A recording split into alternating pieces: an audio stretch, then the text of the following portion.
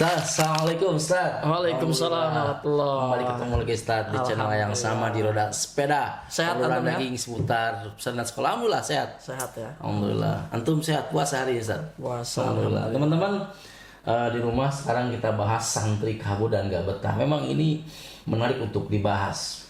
Betapa tidak, karena pada akhirnya santri beda alam, pindah alam dari rumah yang serba bebas tiba-tiba datang ke pondok yang aturan juga sangat ketat, tentu menyebabkan anak tidak betah dong secara umum. Tapi seperti apa? Anak pengen tahu strategi biar betahnya, biar nggak kabur, karena pada akhirnya memang juga banyak santri yang kabur apalagi di bulan-bulan pertama. Ustadz, gimana Ustadz menurut antum tentang ini Tat? Ya, bismillah, alhamdulillah, wassalatu wassalamu ala rasulillah. Ini tantangan yang cukup besar ya bagi para pengasuh di pesantren, karena memang membuat anak betah itu sesuatu yang tidak mudah ya. Latar belakang anak itu kan macam-macam. Ada yang di rumahnya memang sama sekali dia tidak terbiasa untuk bangun pagi, terbiasa untuk teratur hidupnya, terbiasa untuk makan dengan waktu-waktu yang sudah ditetapkan, kemudian juga belajar ya dan seterusnya. Ya, sehingga ini menyebabkan beberapa anak yang belum terpola di rumah itu kaget. Ya, betul. Kaget. Kemudian di rumah biasa dia disediakan menu makanan juga sesuai keinginan dia. Kemudian mandi ya juga tidak ada antrian dan lain-lain. Kemudian temannya itu 24 jam, beda dengan di rumah itu ketika dia sekolah ya sudah berganti, ketika di rumah berganti lagi. Dia bertemu keluarga, ada yang melindungi secara psikologi dan seterusnya gitu ya. Nah, untuk anak-anak baru ini biasanya kita menerapkan di awal-awal dalam 1 bulan pertama itu kita tidak menanamkan langsung belajar formal ya, belajar formal yang dengan target sesuai kurikulum kita. Tapi hendaknya dalam 1 bulan pertama itu anak itu dibikin happy, dibikin betah, lebih banyak kepada happy fun. Itu anak-anak diajak mengenal lingkungan pesantren, anak-anak diajak berkegiatan outing juga, tidak di dalam kelas tapi di lingkungan lomba-lomba, kemudian diperkenalkan dengan teman-temannya dan ditambah dengan penanaman budaya baru yang ringan. Misalnya diajari sholat, bagaimana sholat, wudhu bagaimana, kemudian zikir dibiasakan, kemudian juga dikenalkan bagaimana makan. Ya, intinya lingkungan pesantren dikenalkan dulu dengan cara heavy fun, tidak dengan target tertentu yang memberatkan gitu ya, dengan pembelajaran yang sudah mulai membuat anak jenuh gitu ya. Ya, jadi awalnya seperti itu di pesantren. Jadi 1 bulan sampai dia muncul betah. Jadi targetnya dalam orang biasa sebut masa orientasi santri baru gitu ya, atau MOS gitu ya, atau istilah lain itu MPLS. MPLS itu masa pengenalan lingkungan sekolah. Nah, kalau ini kita ganti masa pengenalan lingkungan pesantren, MPLP. Gitu. Jadi dikenalkan dulu dengan kegiatan-kegiatan, dikenalkan nanti kalau makan di mana, kalau laundry di mana, kalau mau olahraga seperti apa, kalau kegiatan halakoh di mana dan seterusnya. Aturan di bulan itu relatif bebas. Ya, aturan itu hanya dikenalkan dulu tapi tidak langsung diterapkan ya. Namanya anak baru kalau langsung diterapkan ya banyak yang kemudian tidak nyaman. Jadi memang bertahap menerapkan aturan itu. Misalnya hal-hal sederhana dulu aja, mulai dari kebersihan kamar dijaga, mulai dari ketertiban, kerapian gitu ya. Kemudian juga jangan dulu kemudian peraturan bahasa langsung diterapkan, peraturan ini langsung diterapkan, jangan. Jadi dibuat heavy fun dulu saja dalam 1 bulan pertama. Kaitan komunikasi dengan keluarga, apakah saat itu dikunci dengan keluarga atau memang terbuka di waktu 1-2 bulan itu? Sebaiknya memang tidak diberikan kesempatan untuk dijenguk dulu. Tidak ada ruang untuk itu. Tidak ada ya, karena ketika dijenguk ini banyak yang kemudian nanti baper, kemudian jadi malah terpicu, apalagi emak-emak gitu ya. Para ummahat ini kalau jenguk kemudian dia juga meneteskan air mata gitu ya, anaknya juga nanti ngikut. gitu ya. Pengen balik Atau ada akhirnya. juga kadang-kadang bapak-bapak yang mellow juga yang meneteskan air mata. Apalagi yang anak tunggal, anak semata wayang Ya, tadinya gitu ya. Atau SMP juga, bukan yang masuknya ke DAD atau ke SMA ya. Ya, di rumah merasa sepi begitu dikunjungi anak rindu, orang tua rindu, padahal ya baru sekian pekan ya. Jadi sebaiknya jangan dulu. Paling cepat untuk dijenguk itu sebenarnya 2 bulan lah, agar anak itu enjoy dulu dengan teman-temannya, enjoy dengan kegiatan, enjoy. Jadi target pesantren intinya buat anak itu enjoy. Bagaimana caranya? Nah, itu silakan. Masing-masing lembaga punya fasilitas, punya guru, punya aktivitas yang membuat anak itu nyaman gitu. Oke, enjoy clear lah kalau kaitan dengan outing. Tapi ini dengan makan. Kalau di rumah kan bisa request makannya ya. Ini bisa request kalau makan di rumah. Tapi kalau di pesantren kan enggak bisa request gitu. Iya, memang untuk makan ini harusnya semua santri mengikuti menu yang ada dan ditanamkan bahwa hidup itu ya seperti ini. Kita kadang tidak bisa memilih menu karena keterbatasan, karena keadaan. Misalnya sedang bencana, apa ya kita bisa milih menu, kan nggak mungkin.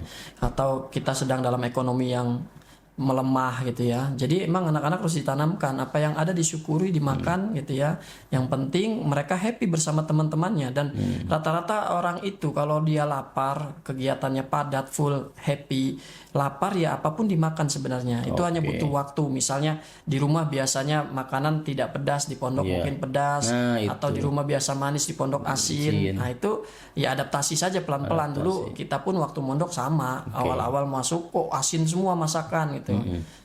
Pertanyaan selanjutnya, Tat, ini kan oke lah, itu kan normatifnya seperti itu, dibikin happy ya, yang ngomong enak ya, teman-teman bikin happy, dibikin seneng, gurunya enjoy. Memang saat 2 bulan itu guru pasti capek banget, tapi tetap akhirnya ada mungkin 4 atau 3 orang dari 200 orang itu ada yang pengen kabur gitu, ada yang menangis, mungkin berhari-hari nangis.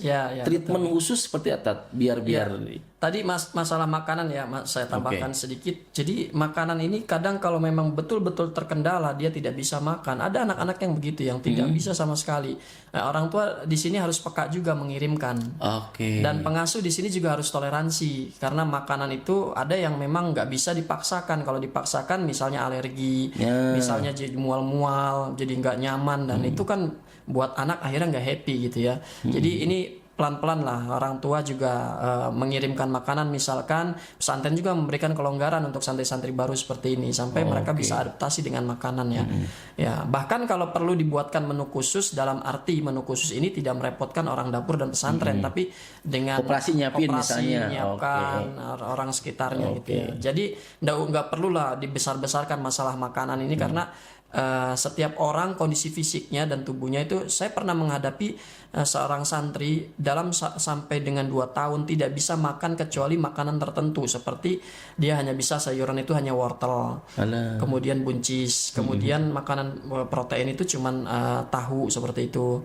Dia tidak bisa makan daging, dia tidak bisa ayam gitu ya. Ada ikan boleh, ikan tertentu seperti itu. Jadi itu selama 2 tahun, tapi subhanallah anak ini dengan kesabarannya orang tuanya juga, dan kami membantu selama 2 tahun ini menyiapkan makanan dia, sampai anak ini bisa belajar dengan baik tanpa terkendala. Karena anak ini kalau salah makan sakit, Nah, akhirnya selama 2 tahun itu kita treatment sampai bisa betul-betul normal kembali, dan alhamdulillah anaknya sekarang sudah semester 6 di Madinah.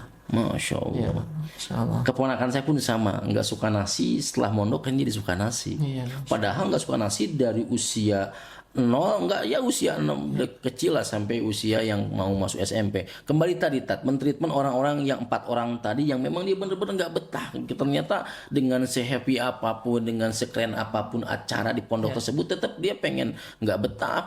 Apakah ada faktor khusus, misal karena memang orang tuanya ternyata nggak ridho gitu, anaknya juga gitu. Ada nggak itu hubungan seperti itu? Ya betul, memang kita perlu cermati, anak itu tidak betah faktornya banyak. Bisa ada semacam, saya pernah dapati seorang santri itu trauma. Jadi dia itu pernah di pondok sebelumnya itu mendapatkan perlakuan yang tidak baik, bully ke arah fisik, hingga dia trauma. Begitu ngelihat asrama, ngelihat teman-teman yang asing baru itu, rasa takut itu berkecamuk ya, luar biasa, sampai dia akhirnya memutuskan untuk kabur. Kemudian kemudian saya jemput kembali anak ini, saya bawa lagi ke pesantren. Ya, ketika di tengah jalan kita dapat anak itu karena kabur ya, kita bekerja sama dengan masyarakat, dengan siapapun yang ada. Ketika didapati di satu tempat, ternyata dia bersembunyi di rumah penduduk. Ya, di situ jangan sampai kita pengasuh ini marah, menunjukkan ketegasan yang tidak dibutuhkan waktu itu ya, dimana anak ini kan perlu kita ketahui dulu kenapa dia kabur. Iya. Jangan divonis anak kabur itu nakal, belum tentu, karena tadi ternyata di pondok sebelumnya dia itu mendapatkan perlakuan yang tidak nyaman. Sampai saya katakan kepada anak ini, nah berapa kali pun kamu kabur, Ustadz akan susul kamu, jemput kamu, dan Ustadz tidak akan pernah marah, tidak pernah akan menghukum kamu. Sampai kamu meyakini bahwa pesantren ini tempat yang baik, bukan tempat yang seperti kamu pikirkan. Ya, sampai akhirnya 3 kali, 4 kali dia melakukan kabur, ya, sampai 4 kali itu pula akhirnya dia meneteskan air mata. Ya Ustadz, ternyata beda ya di pesantren, Ustadz-ustadznya baik. Kemudian juga enjoy kok saya belajar. Di awal-awal waktu karena dia sering kabur tadi, pelajaran juga kan dia nggak konsen. Sampai akhirnya hari ini alhamdulillah dia bisa mengikuti dan termasuk anak yang berprestasi. Berprestasi juga. Tapi itu pun kan ada faktor orang tua yang memang ngedukung, ya udah kamu balik lagi Ya, betul. Orang tuanya juga mendukung. Harus kuat, ya. Terus kita juga sebagai guru yang menguatkan, jangan melemahkan orang tua. Jadi yakinlah bahwa anak-anak yang sedang belajar di pesantren itu mereka sedang berjihad. Sakitnya mereka atau bahkan hal terburuk lah misalkan ya, setiap kita ini bisa mati. Di ayi ardin tamut ya, setiap kita ini nggak tahu di mana akan mati gitu kan. Dan menurut saya tempat terbaik itu ya ketika anak sedang menuntut ilmu. Ya kan, entah di kalau bisa milih memang di Madinah gitu kan.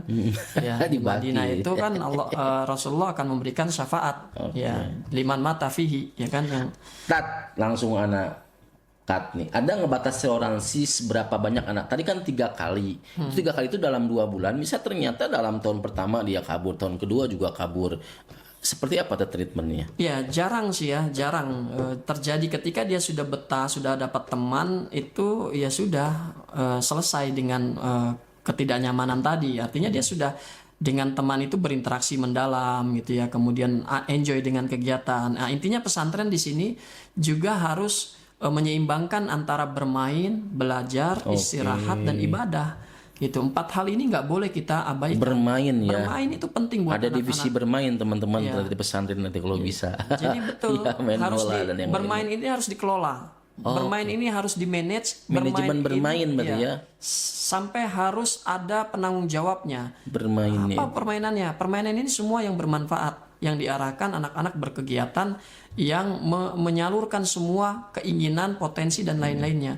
Sehingga anak-anak itu ketika bermain bukan bermain sesuatu yang merugikan, bermain yang sia-sia. Karena ada beberapa pesantren saking saya nggak ngerti cara berpikirnya kok sampai bisa anak-anak difasilitasi bermain game di pesantren, Mobile Legends segala macam. Nah, ini kan sesuatu yang tidak dibutuhkan oleh anak-anak. Sebenarnya bermain itu yang paling penting buat anak-anak adalah bergerak selaras dengan hobi dia juga. Bahkan sampai bermain itu tidak hanya olahraga ya, tapi misalnya kita ternak lele, ternak ayam, ternak domba. Kemudian tapi kalau bermain hobinya bertanam. Games, memang games hobinya. Gak bisa, harus pesantren di sini mengarahkan. Karena pada dasarnya fitrah bermain bagi anak itu harus dikontrol dan diarahkan, bukan diikuti semua keinginan anak. Ya, jadi ada pilihan, tetapi pilihan itu tertutup. Pilihan dibatasi, bukan pilihan sebebas-bebasnya seterbuka-bukanya. Jadi anak-anak itu diarahkan. Ini yang olahraga, ini yang arah kecerdasan. Bahkan kalau memang dia suka main game tadi, ya sudah diajak untuk ke dunia komputer, mendesain, coding, kemudian robotik yang seperti itu. Jadi jangan kemudian dibiarkan, karena cenderung bermain game itu hal negatifnya lebih banyak. Ya, orang bilang penelitian begini-begitu, tapi sebenarnya lebih banyak negatifnya karena candu. Kemudian juga buang-buang waktu, ya kan? Ya, yang namanya buang-buang waktu ya gak akan memberikan efek positif buat anak. Kembali ke kabur tadi, oke, clear kabur. Ternyata memang tantangan yang kedua itu bukan lagi di sistem, tapi ternyata konflik dengan temennya, atau ternyata ada pelajaran yang sangat susah. Akhirnya dia memilih kabur lagi gitu. Ya, memang Ketidaknyamanan itu yang dia temukan pada akhirnya. ya, Gimana? memang ada karena pelajaran yang sulit, ada karena ketidaknyamanan interaksi dengan teman, Oke. ada juga karena keadaan dirinya dengan keluarga di rumah misalnya. Oke. Terjadi juga misalkan dia kondisinya sangat-sangat rindu atau dia mendengar kabar. Makanya orang tua ini hati-hati, jangan sampai sering sekali memberikan kabar-kabar yang tidak baik dari rumah. Sehingga anak ini kepikiran, Oke. nenek sakit, adiknya sakit. Karena anak ini mungkin punya ikatan tertentu dengan anggota keluarganya. Nah, ini juga hati-hati orang tua. Oke. Kemudian teman. Nah, kalau urusannya tidak betah karena pesantren, ya pengasuh di sini harus betul-betul peka ya melihat. Ketika ada anak murung, buru-buru ditanya, diajak ngobrol berduaan. Seperti kemarin saya dapati ada anak kelas 7, dia nangis, kemudian dia mencurahkan isi hatinya. Saya di sini nggak dipeduliin Ustaz sama teman-teman. Langsung kita mengambil langkah di situ. Nah, Ustadz ini perhatian sama kamu. Ini buktinya Ustadz bersama kamu. Ceritakan apa yang kamu rasakan. Ya, setelah selesai di konseling seperti itu, dia langsung mengatakan, coba apa yang kamu ingin sampaikan kepada Ustadz. Dia langsung menyampaikan, alhamdulillah Ustadz, hati saya sudah mulai tenang. Oke lah, tadi kan ama antum dipanggil kelas 7. Artinya skill BK itu berarti kalau di pesantren nggak satu orang dong. Artinya semua guru harus punya skill BK. Ya, jadi ini kesalahan mindset ya daripada banyak pengasuh menganggap bahwa setiap ada anak melanggar atau ada anak yang sedang mengalami problem dalam kesehariannya diserahkan ke BK. Padahal semua pengasuh itu harus menjadi seorang BK, seorang konseling ya, konselor ya. Jadi ketika seorang pengasuh musyrif, ya memang resikonya kalau ada musyrif-musyrif yang masih muda, yang baru khidmah, yang baru-baru ini ya belum sampai kepada tahapan bisa. Tapi ini harus dilatih, harus diajarkan dan harus ditularkan. Setiap menangani anak-anak yang sedang punya problem ini, bagaimana tutur katanya, bagaimana empatinya. Sebenarnya seorang BK ini kan hanya butuh empati ya. Empati, bagaimana dia peduli, bagaimana dia memahami posisi anak itu. Jangan memposisikan anak itu kepada dirinya, tapi posisikan diri sendiri pada anak itu yang sedang punya problem. Sehingga semua anak yang merasa diperhatikan dia akan nyaman gitu. Oke, jadi anak kabur, anak gak betah, pada intinya salah satunya juga BK itu juga harus dimiliki skill itu oleh banyak musyrif gitu. Iya. Tat, menarik, boleh nggak nanti besok kita bahas teman-teman di rumah kaitan dengan bagaimana komunikasi dengan walsan. Artinya salah komunikasi sedikit bakal salah paham. Misal banyaklah kata-kata padahal ini anaknya jorok nih Pak, padahal kan nggak bisa disebut jorok. Misalnya, Pak nih mohon maaf nih anaknya kayak gini. Nanti saya pengen bahas itu bagaimana komunikasi antara pengasuh dengan wali santri. Apakah ada bahasa-bahasa tertentu yang bikin nggak salah paham. Oke Ustaz, terima kasih. Teman-teman di rumah, Roda Sepeda, nanti kita di channel yang sama, frekuensi yang sama di Roda Sepeda, kita bahas lagi lebih dalam tentang seputar pesantren dan sekolah. Terima kasih. Wassalamualaikum warahmatullahi wabarakatuh. Ustaz, syukran. Waalaikumsalam warahmatullahi wabarakatuh.